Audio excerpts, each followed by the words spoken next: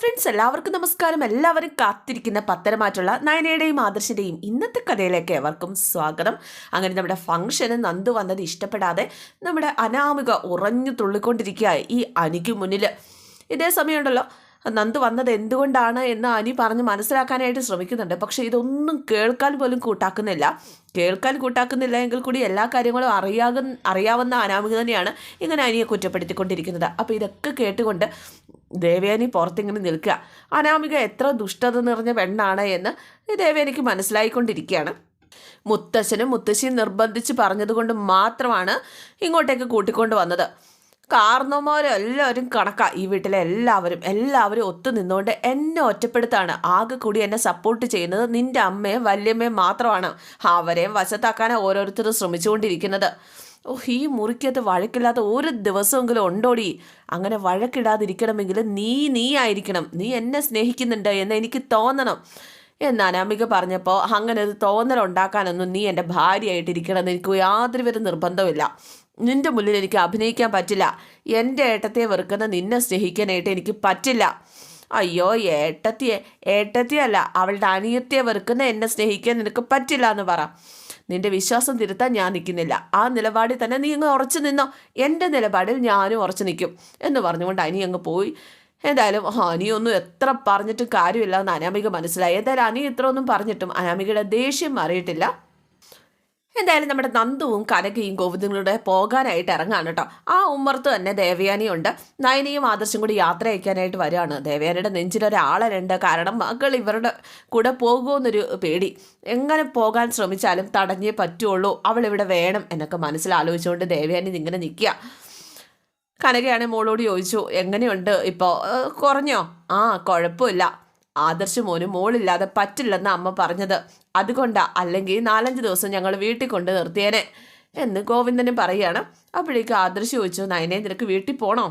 ധൈര്യരെ പോകുന്നൊക്കെ കൊള്ളാം, പിന്നെ ഭാര്യയെ കണ്ടില്ല എന്നും പറഞ്ഞ് നീ ഉറക്കമില്ലാതെ ഇവിടെ ഊണില്ലാതെ നടന്നേക്കരുത് കേട്ടല്ലോ എന്നൊക്കെ പറഞ്ഞ് നമ്മുടെ ദേവയാനി ആദർശിനെ വഴക്ക് പറയുക. അങ്ങനൊന്നും ഇല്ലമ്മേ, എനിക്ക് എപ്പോൾ വേണമെങ്കിലും ഇവളെ അങ്ങോട്ട് പോയി കാണാമല്ലോ, പിന്നെ എന്താ കുഴപ്പം? പക്ഷേ ദേവയാനിക്ക് അത് പറ്റില്ലല്ലോ. അപ്പോഴേക്കും നയന പറഞ്ഞു, ഇല്ല അമ്മേ, ഞാൻ വരുന്നില്ല. ആ സമയത്താണ് നവ്യ അങ്ങോട്ടേക്ക് വരുന്നത്. പിന്നെ നവ്യമോളോട് യാത്ര പറയാണ്.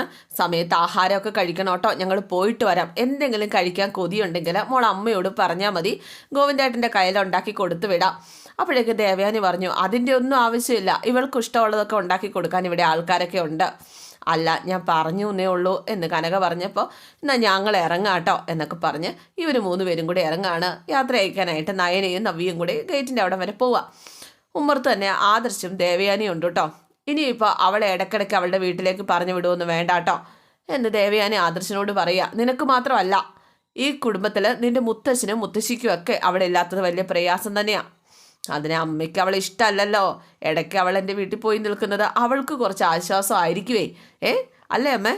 അപ്പോഴേക്കും ദേവയാനി പറഞ്ഞു, അങ്ങനെ പെൺകുട്ടികൾക്ക് സ്വന്തം വീട് ആശ്വാസമായിട്ട് തോന്നിയാൽ പിന്നെ അവർക്ക് തിരിച്ചു വരാൻ പോലും തോന്നത്തില്ല. അങ്ങനെയല്ല അമ്മേ, നയനെ അങ്ങനെയുള്ള കൂട്ടത്തിലൊന്നും അല്ല. എങ്ങനെയായാലും തൽക്കാലം അവളുടെ വീട്ടിലേക്ക് അവളെ പറഞ്ഞു വിടേണ്ട കാര്യമൊന്നുമില്ല. നിനക്ക് പറഞ്ഞത് മനസ്സിലായല്ലോ. അപ്പോഴേക്കും അത് എന്നും പറഞ്ഞ് തലകുലുക്കി ദേവേനെ അകത്തേക്ക് കയറിപ്പോയി. എന്തായാലും അമ്മയുടെ ഈ ഒരു പെരുമാറ്റത്തിൽ ആദർശിന് ഒരു സംശയം ആദർശ് ആലോചിക്കുന്നതായിട്ടൊക്കെ കാണിക്കുന്നുണ്ട്. എന്തായാലും നമ്മുടെ മുത്തശ്ശൻ എത്തിയിട്ടുണ്ട്. അപ്പോൾ ചടങ്ങിൻ്റെ സമയത്ത് മുത്തശ്ശൻ ഇല്ലായിരുന്നു, ഒരു മരണത്തിന് പോയിരിക്കുകയായിരുന്നല്ലോ. മുത്തശ്ശൻ തിരിച്ചെത്തിയിട്ടുണ്ട്. മുത്തശ്ശൻ വന്നപ്പോൾ മുത്തശ്ശി വിവരങ്ങളൊക്കെ പറയുകയാണ്. വിവരങ്ങളെല്ലാം കേട്ട് കഴിഞ്ഞപ്പോഴേക്കും അബിക്കും അവളുടെ അമ്മയ്ക്കും ഈ ചടങ്ങ് ഇഷ്ടപ്പെട്ടിട്ടില്ല, അതാ ചൊറിയുന്നു എന്നൊക്കെ പറഞ്ഞ് എഴുന്നേറ്റ് പോയത്. എനിക്കും അങ്ങനെ തന്നെ തോന്നിയത്. മനഃപൂർവ്വം ഫംഗ്ഷൻ അലങ്കോലപ്പെടുത്താൻ വേണ്ടി തന്നെ നോക്കിയതാണ്. അവന് മാത്രമല്ല, ജാനകിക്കും അവളുടെ മരുമോൾക്കൊന്നും ഈ ചടങ്ങിനോട് ഒരു താല്പര്യമില്ല. നന്ദു വരരുത് എന്നായിരുന്നു പറഞ്ഞുകൊണ്ടിരുന്നത്. നമ്മൾ വാക്ക് കേട്ട് ഇല്ലല്ലോ, ഗോവിന്ദനും കനകയും കൂട്ടിക്കൊണ്ട് വന്നില്ലേ, അതാണ് അതിൻ്റെ പ്രതിഷേധമാണ് നടന്നത്. എന്നാലും അവൻ ഭയങ്കര ചൊറിച്ചിലായിരുന്നു. ദേഹം ഡാൻസ് കളിക്കുന്നത് പോലെ ചൊറിഞ്ഞത്. ദേഹത്ത് തടുപ്പുണ്ടോ ഉള്ളതാണോന്നൊന്ന് നോക്കണം. എന്നാ അവൻ്റെ ഉള്ളിൽ പോയ ജ്യൂസിൽ ആരോ എന്തോ കലർത്തിയിട്ടുണ്ട് എന്ന് മുത്തശ്ശൻ. വസുന്ധര ഒരു കാര്യം ശ്രദ്ധിച്ചായിരുന്നോ? അമ്മായിയമ്മ മരുമകൾക്ക് കൊടുത്തത് മരുമകൾ അബിക്ക് കൊടുത്തത്, അങ്ങനെയല്ലേ പറഞ്ഞത്? നവ്യമോള് ബുദ്ധിയുള്ള കൊച്ച. അവൾക്കിപ്പം നല്ല വിശ്വാസം അവരെക്കുറിച്ചില്ല. ഇടയ്ക്കിടയ്ക്ക് എന്നോട് പറയാറുണ്ട് അവരെക്കുറിച്ച്. അഭിയുടെ കുഞ്ഞു വയറ്റിലുള്ളതുകൊണ്ടാണ് അവളെല്ലാം സഹിച്ചു ക്ഷമിച്ചു നിൽക്കുന്നതെന്ന് അവൾ എന്നോട് നേരിട്ട് പറഞ്ഞതാണ്. കഷ്ടമാണ് നവ്യമോളുടെ കാര്യങ്ങൾ. തുടക്കത്തിൽ അവൾ കുറച്ച് പ്രശ്നക്കാരിയായിരുന്നു, എന്നാലും കാര്യങ്ങളൊക്കെ മനസ്സിലാക്കി ഇപ്പം പ്രവർത്തിക്കുന്നുണ്ട്. അഭിക്ക് ആ ഒരു മാറ്റം ഇല്ലാത്തത്. അപ്പോഴേക്കും മുത്തശ്ശി പറഞ്ഞു, അതെ അമ്മ നന്നാവണം എന്നാലേ മോൻ നന്നാവുള്ളൂ. അതിൻ്റെ കൂടെ ഇപ്പം അനാമിക എന്ന ഇളയ മരുമോളും കൂടി വന്നിരിക്കുന്നത്. അവളും അവളുടെ അമ്മയും അച്ഛനും ആണെങ്കിൽ ജലജയെക്കാളും ആഭിയേക്കാളും ഒക്കെ പ്രശ്നക്കാരാണ്. ഇങ്ങനെ ഒരു താളം തെറ്റലുള്ളത് കൊണ്ടാണ് എൻ്റെ അസുഖം പൂർണ്ണമായിട്ട് മാറിയെന്ന് ആരോടും പറയണ്ടെന്ന് ഞാൻ പറഞ്ഞത്. അതിനു വേണ്ടിയിട്ട് ഡോക്ടറെ ചട്ടം കെട്ടിയത്. എല്ലാവരുടെ ഉള്ളിലും അതൊരു ഭയമായിട്ട് കിടക്കാനായിട്ട്. പക്ഷേ ഇവിടെ ഈ വീട്ടിനകത്ത് ചിലരൊക്കെ ഞാൻ മരിക്കാൻ വേണ്ടി പോലും പ്രാർത്ഥിക്കുന്നുണ്ടോ എന്നൊരു സംശയം. അപ്പോൾ അതെന്താ അങ്ങനെ പറഞ്ഞത് എന്ന് മുത്തശ്ശി ചോദിച്ചപ്പം, അല്ല ഞാനും താനും ഒക്കെ ആണല്ലോ പലതും ഇങ്ങനെ ഒരുമിപ്പിച്ച് കൊണ്ടുപോകുന്നത്. ഇവിടെ തന്നെ നന്ദു വരരുത് എന്ന് ജാനകിയും അനാമികയൊക്കെ വാശി പിടിച്ചു. എന്നിട്ടും ആ കുട്ടി വരണമെന്ന് വാശി പിടിച്ചത് നമ്മളാ. അതിൻ്റെയൊക്കെ ദേഷ്യം അനാമികയ്ക്കും ജാനകിക്കും ഒക്കെ തീർച്ചയായിട്ടും ഉണ്ടാകും. അപ്പോൾ നമ്മളെ അവർ സ്നേഹിക്കുകയാണോ ചെയ്യുന്നത്? നമ്മൾ പോണെന്ന് പ്രാർത്ഥിക്കുകയല്ലേ ഉള്ളൂ. ഇങ്ങനെ ഒരു താളം തെറ്റൽ ഈ വീട്ടിലുണ്ടാകുന്നത് നമ്മൾ പ്രതീക്ഷിച്ചില്ലല്ലോ.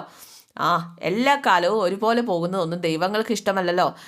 ഏതൊരു സ്വർഗമാണെങ്കിൽ പോലും ആ വീടിനകത്ത് കാലക്കേട് വരുമ്പോൾ അത് ഒരു നരകതുല്യമായിട്ട് മാറും ആ വീട്. അങ്ങനെയാ, സമയം നല്ലതല്ലെങ്കിൽ അങ്ങനെയൊക്കെയാ. പിന്നെ നമ്മുടെ പ്രാർത്ഥനയൊക്കെ കൊണ്ടാ വലിയ തകർച്ചയില്ലാതെ ഈ കുടുംബം ഇങ്ങനെ മുന്നോട്ട് പോകുന്നത്. പിന്നെ നയനമോളുടെ പ്രാർത്ഥനയും ദേവയാനിക്ക് മാറ്റമുണ്ടല്ലോ, അത് താൻ ശ്രദ്ധിച്ചായിരുന്നോ? പിന്നില്ലേ, വലിയൊരു രോഗത്തിൽ നിന്ന് മുക്തിയായ ശേഷം എന്തൊരു മാറ്റമാണെന്നറിയോ. കുടുംബത്തെക്കുറിച്ചും ഒക്കെ ചിന്തിക്കുന്നുണ്ട്. അത് വലിയ ആശ്വാസമാണ്. അപ്പോൾ മുത്തശ്ശൻ പറഞ്ഞു, ഈ രീതിയിലേക്ക് എല്ലാവരും മാറണം, എന്നാലേ കുടുംബത്തിലെ ആശ്വാസം പൂർണ്ണമായിട്ടും ഉണ്ടാവുള്ളൂ. ഇന്ന് നവ്യയുടെ 5ാം മാസത്തിലെ ചടങ്ങായിരുന്നു. ഇനി ആദർശിൻ്റെയും നയനയുടെയും കാര്യം സീരിയസ് ആയിട്ട് എടുക്കാൻ പറയണം. അവരുടെ കുഞ്ഞിനെ കൂടി നമുക്ക് താലോലിക്കാൻ പറ്റണം. അപ്പോൾ മുത്തശ്ശി പറഞ്ഞു, അതിന് വലിയ താമസമൊന്നും ഉണ്ടാവില്ല. എന്തായാലും ആദർശൻ നയന ഇപ്പം നല്ല സ്നേഹത്തിനാണല്ലേ? അങ്ങ് ചോദിച്ചാൽ ഉറപ്പിച്ച് പറയാൻ പറ്റും. നമ്മൾ വേർപിരിക്കാൻ ശ്രമിച്ചാൽ പോലും അവർ തമ്മിൽ പിരിയത്തില്ല. അത്രയൊക്കെ അടുപ്പമാണ് രണ്ടാളും തമ്മിൽ. എന്തായാലും മുത്തശ്ശനും ആ ഒരു സന്തോഷമുണ്ട്. നമ്മുടെ ദേവയാനിയുടെ സാരി ബ്രാൻഡ് മാറിയില്ല. നയനമോള് മേടിച്ചു കൊടുത്ത സാരി അങ്ങോട്ടും തിരിച്ച് ഇങ്ങോട്ടും തിരിച്ച് എന്തൊരു നോട്ടമാണോ മതി. ഇതും കണ്ടുകൊണ്ടാണ് നമ്മുടെ ജലജിയും അനാമികയും സ്റ്റെപ്പ് ഇറങ്ങി വരുന്നത്. എനിക്ക് ഈ സാരി നന്നായിട്ട് ചേരുന്നുണ്ടല്ലേ എല്ലാവരും പറഞ്ഞു. ഏട്ടത്തി സാരിയുടെ ഭംഗിയും സൗന്ദര്യമൊക്കെ ഒരുപാട് നോക്കുന്നുണ്ടല്ലോ. ഒരു ഓപ്പറേഷൻ കഴിഞ്ഞപ്പോഴേക്കും വയസ്സായി നേട്ടത്തിക്കൊരു തോന്നലുണ്ടെന്നാണ് തോന്നുന്നത്. അങ്ങനെ തോന്നുമ്പോഴാണല്ലോ പ്രായം കുറയ്ക്കാനായിട്ട് നോക്കുന്നത്, അല്ലേ ഏട്ടത്തി എന്നൊക്കെ ജലജ ചോദിക്കുകയാണ്. ഏട്ടത്തിക്ക് കരൾ മാറ്റി വെച്ചെങ്കിലും ഒരു കുഴപ്പമില്ല ഏട്ടത്തി, പഴയ പ്രസരിപ്പൊക്കെ ഉണ്ട്. അതൊക്കെ എനിക്കറിയാം. ഞാൻ സാരിയെ പറ്റിയല്ലേ നിന്നോട് ചോദിച്ചത്. ഈ സാരി എങ്ങനെയുണ്ട്? എൻ്റെ മോനെ എനിക്കെടുത്തു തന്നതാ. നല്ല സാരി അല്ലേ? അപ്പം ജാനകി പറഞ്ഞു, ഇതാണോ ഇവിടുത്തെ വിഷയം? ചടങ്ങ് നടന്നപ്പോൾ അച്ഛനും അമ്മയും പറഞ്ഞത് കേട്ടായിരുന്നോ? ഇതുപോലൊരു ചടങ്ങ് നയനയ്ക്ക് ഉടനെ വേണമെന്ന്. അവൾ പ്രസവിച്ചിട്ട് ആ കുഞ്ഞിനെ താലോലിക്കാനായിട്ട് അവർക്ക് ധൃതിയായിന്ന്. അപ്പോൾ ദേവയാനി പറഞ്ഞു, അതിൽ അവരെ കുറ്റം പറഞ്ഞിട്ട് കാര്യമുണ്ടോ? ഈ വീട്ടിലെ മൂത്ത കൊച്ചുമകൻ ആദർശല്ലേ? അഭിക്കൊരു കുഞ്ഞുണ്ടാകാൻ പോവുക. അപ്പോൾ പിന്നെ ആദർശിൻ്റെ കുഞ്ഞിനെ താലോലിക്കാനായിട്ട് അവർക്ക് ആഗ്രഹം കാണില്ലേ? അപ്പോഴേക്കും നമ്മുടെ ജാനകി ജലജ ഇങ്ങനെ നോക്കുക. കേട്ടോ എന്നും പറഞ്ഞ്, എന്താ ഏട്ടത്തിക്കും അങ്ങനെ ഒരു ആഗ്രഹം ഉണ്ടോ? എനിക്കും ഇപ്പോൾ ഒരാഗ്രഹമൊക്കെ ഉണ്ടായിട്ടുണ്ട്.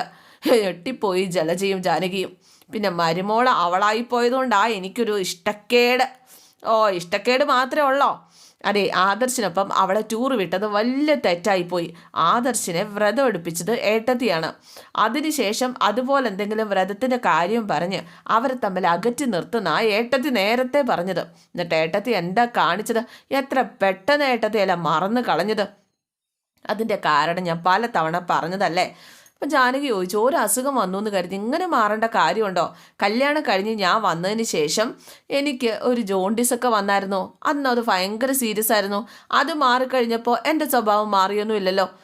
അപ്പോൾ ദേവയാനി പറഞ്ഞു, നിൻ്റെ സ്വഭാവത്തിന് ഒരുപാട് മാറ്റമുണ്ട് ജാനകി, ഒരുപാട്. പണ്ട് നീ ഇങ്ങനെ ആയിരുന്നില്ല.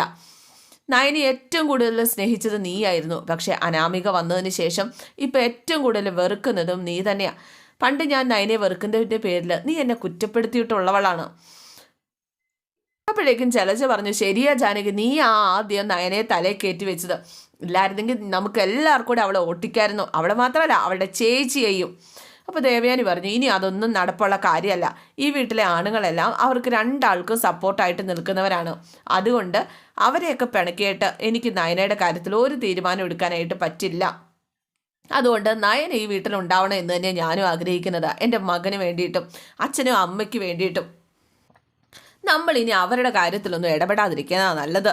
അപ്പോൾ അവൾ പ്രസവിക്കട്ടെ എന്നാണോ ഏട്ടത്തി പറയുന്നത്? അതെ, നമ്മൾ തടയാൻ ശ്രമിച്ചാലും നടക്കാത്ത ചില കാര്യങ്ങളുണ്ട്. അതൊക്കെ തടയാൻ എന്തിനാ നോക്കുന്നത്? പരമാവധി ആരെയും ദ്രോഹിക്കാതെ നല്ല കാര്യങ്ങൾ ചെയ്ത് ജീവിക്കണം എന്നാ പുരോഹിതൻ പറഞ്ഞിരിക്കുന്നത്. എൻ്റെ ജീവനും ഒക്കെ എൻ്റെ ഒരു രണ്ടാം ജന്മമാണിത്. അങ്ങനെ പോകാൻ തന്നെയാണ് എൻ്റെ തീരുമാനം. ചുരുക്കി പറഞ്ഞ ഏട്ടത്തിക്ക് ഏട്ടത്തിയുടെ മരുമോളാണ് ഞങ്ങളെക്കാൾ പ്രിയം അല്ലേ? അല്ലേ? അങ്ങനെയൊന്നും ഞാൻ പറഞ്ഞില്ലല്ലോ. ഞാൻ അവളെ വെറുത്ത എൻ്റെ മകൻ എന്നെ വെറുക്കും. അതിലും ഭേദം ആ വെറുപ്പ് മനസ്സിൽ വെച്ചിരിക്കുന്നതല്ലേ. എൻ്റെ മകൻ്റെ വെറുപ്പ് സമ്പാദിച്ചുകൊണ്ട് എനിക്ക് ജീവിക്കാൻ പറ്റില്ല. എന്നെ പൊന്നു പോലെ നോക്കുന്ന മോനായ എൻ്റെ മോൻ, അവൻ്റെ സന്തോഷം ഞാനും നോക്കിയേ പറ്റൂ. ജലജ വന്നേരം പറഞ്ഞു. ജലജയ്ക്കും ജാനകിക്കും മനസ്സിലായിട്ടോ ഇനി അവിടെ നിന്നിട്ട് കാര്യമില്ലാന്ന്. ശരി ജാനകി, വാ നമുക്ക് പോകാം. ഇതേ സമയം നമ്മുടെ ഹാബി ചൊറിച്ചിലാണ് കേട്ടോ. ചൊറിഞ്ഞു ഇങ്ങനെ ഇരിക്കുന്ന ആഭിയുടെ അരികിലേക്ക് ജലജ വന്നിട്ട്, ഓയിൽമെൻറ്റ് ഇട്ടില്ലേടാ? എല്ലാ ഓയിൽമെൻറ്റും ഇട്ടു, എന്നിട്ടും ചൊറിച്ചിൽ നിൽക്കുന്നില്ല. എന്തായാലും നിനക്കിത് വേണം. എന്തായാലും നീ അത് ഇങ്ങനെ ആ ഒരു രീതിയിലല്ലേ അവളെ പ്രേമിച്ച് കിട്ടിയത്. എൻ്റെ അമ്മയും അമ്മായിയും കൂടെ ഒരു കാര്യം ചെയ്യാൻ പോകുമ്പോൾ എന്നോടുകൂടി പറയണ്ടേ? അപ്പോൾ ഇവരുടെ ഈ സംസാരമൊക്കെ പുറത്തു നിന്ന് നവ്യ ഇങ്ങനെ കേൾക്കുക കേട്ടോ. എൻ്റെ പൊന്നു ചെറുക്ക, പറയാനുള്ള സാവകാശം ഒന്നും കിട്ടിയില്ലടാ.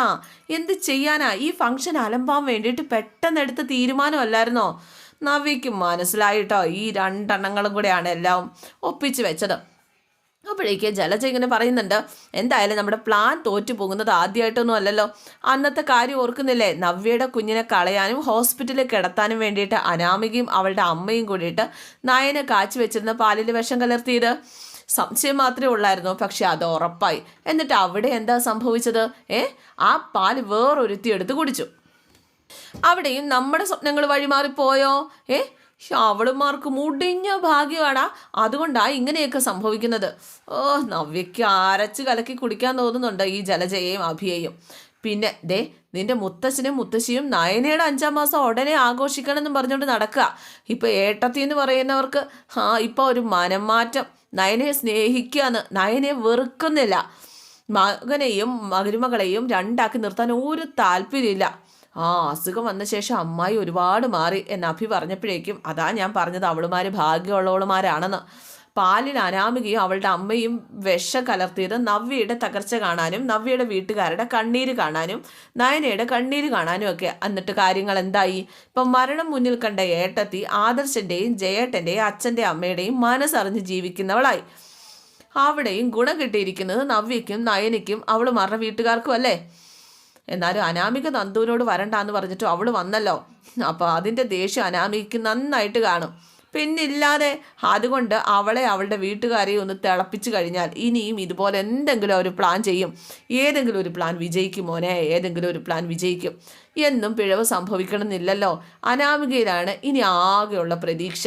അവളെ ചൂട് പിടിപ്പിച്ച് വേണം നമുക്ക് ഓരോ കാര്യങ്ങൾ നേടിയെടുക്കാനായിട്ട്.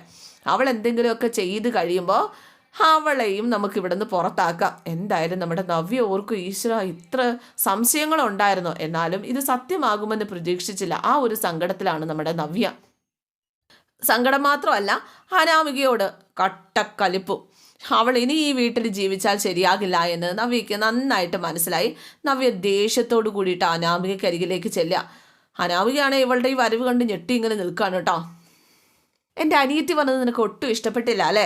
ഇല്ല, ഇഷ്ടപ്പെട്ടില്ല എന്ന് അനാമിക പറഞ്ഞപ്പോഴേക്കും, അതുകൊണ്ടാണോ നീ ജ്യൂസിനകത്ത് ശരീരം ചൊറിയാനുള്ള പൊടി കലർത്തിയത്? അനാവശ്യം പറയരുത്. അതെ, അനാവശ്യം പറയൊന്നുമില്ല. പകരം ഞാൻ മറ്റൊരു കാര്യം ചെയ്യാനാ പോകുന്നത്. അതെന്താണെന്ന് നിനക്ക് അറിയണ്ടേ എന്നും ചോദിച്ചു. ഒറ്റ ഒരെണ്ണം വെച്ച് കൊടുത്തു കേട്ടോ. നീ എന്തിനാടി എന്നെ അടിച്ചത്? തെര അങ്ങോട്ട് കൊടുത്തു, വലിച്ചങ്ങോട്ട് തള്ളി അങ്ങോട്ട് ഇട്ടു കേട്ടോ. തെര 3-4 കൊടുത്തു. നിനക്ക് ഭ്രാന്താണോടി എന്ന് അനാമിക ചോദിച്ചപ്പോൾ, അതേടി ഭ്രാന്ത. അതെ, ഈ വീട്ടിൽ ഒന്നെങ്കിൽ ഞാൻ അല്ലെങ്കിൽ നീ, രണ്ടിലൊരാളും മതി ഈ വീട്ടിൽ. അപ്പോഴേക്കും എന്നിട്ട് ഇത് പോയി പറയാനായിട്ട് തുടങ്ങുകയാണ്, ബാക്കി എല്ലാവരോടും പറയാനായിട്ട് അവൾ പോകാൻ തുടങ്ങുകയാണ്. പിടിച്ചങ്ങോട്ട് വെച്ചില്ലേ നമ്മുടെ നവ്യ, വിടടി എന്നെ. വിടുന്നില്ലടി. അതെ, പോകുന്നെങ്കിൽ നീയേ പോകുള്ളൂ. എന്തിനാണെന്നറിയാവോ? അമ്മായിക്ക് പാലിൽ വിഷം കൊടുത്തതിന്. നമ്മുടെ അനാമിക ഞെട്ടി നിൽക്കുക കേട്ടോ. വിഷം കൊടുത്തോ? ആരെന്ന് എനിക്കറിയാൻ പാടില്ല. ഞാൻ കേട്ടടി, കേൾക്കേണ്ടവരുടെ നാവിൽ നിന്ന് തന്നെ ഞാൻ എല്ലാം കേട്ടു. നീയും നിന്റെ അമ്മയും ചേർന്നിട്ട് വിഷം കലർത്തിയ പാല് ഞങ്ങളൊക്കെ സംശയിച്ചതുപോലെ കുടിക്കേണ്ടത് ഞാനായിരുന്നു, എൻ്റെ കുഞ്ഞിനെ കൊല്ലാനായിട്ട്. പക്ഷെ അത് വഴി മാറിപ്പോയി.